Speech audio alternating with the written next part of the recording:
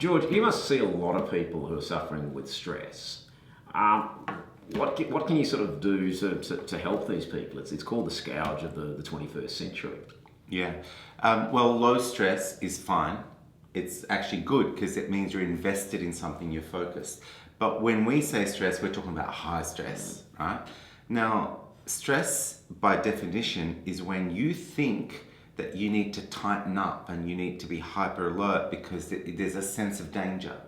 And we often associate that sense of danger even with criticism, or we're running late for work. So the brain will associate consequences that in some weird way will link to our survival. Yeah. And the moment you look at the association, it's actually quite absurd how we stretch it out and to think that our survival is an issue.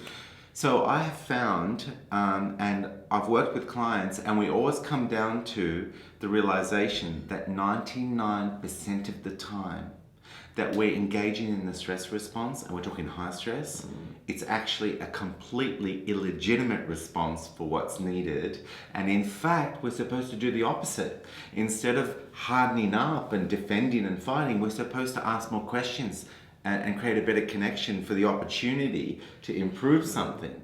So for me, helping people, it's to stop getting triggered 99% of the time when you're supposed to do the opposite.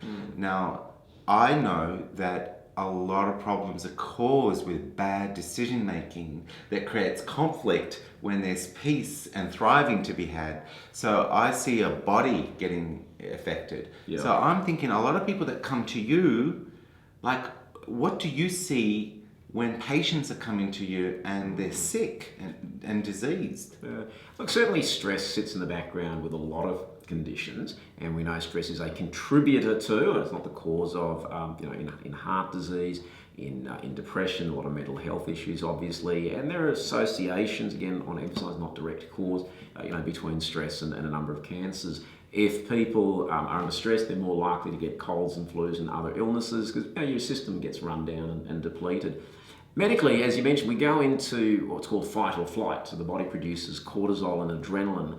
And in historical times, if the threat was a physical one, a predator or a lion chasing you in the jungle or your enemy, then you needed a physical reaction. You needed to be able to run away from the danger or fight the danger. So all of these hormones are useful in that response.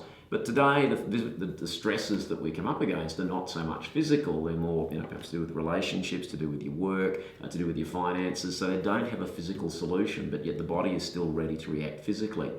And if people are chronically stressed, then yes, they are more likely to get sick. As I mentioned, it lowers the immunity. There's also work that's shown that stress, and we spoke a few weeks ago about telomeres and aging, that if people are under stress, that seems to speed up the shortening of the telomeres, and vice versa. Stress management can help slow or reverse that process. It is about managing the stress, but maybe one step beyond that, as you correctly said, George, if one can change one's thinking and then deal with the underlying problem and maybe see that it's not quite as bad as we think. Now, people are going to be out there thinking, well, that's easy for these guys to say, but the principle is often, if we take 3 steps back, the situation may not be as bad as we're building it up to be. So I think our mind can not so much play tricks on us, but it can run away with us, and we can turn a minor problem into a very major problem. Well, it compromises our perspective.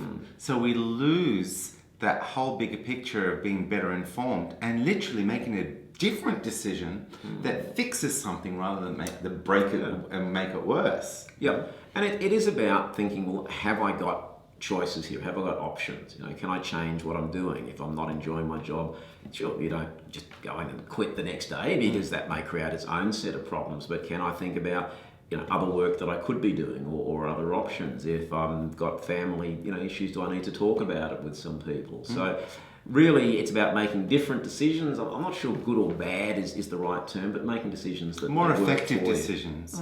But Joe, as a last note, whenever we say that person's stressing me out or that job stresses me out, that should be a reminder to you that you're keeping the responsibility and the power outside of you to do something about it. And that means you're on a track to eventually doing harm to your health. which means that that's a signal to act. To address what is it about you that could be different so that your stress levels can come back down.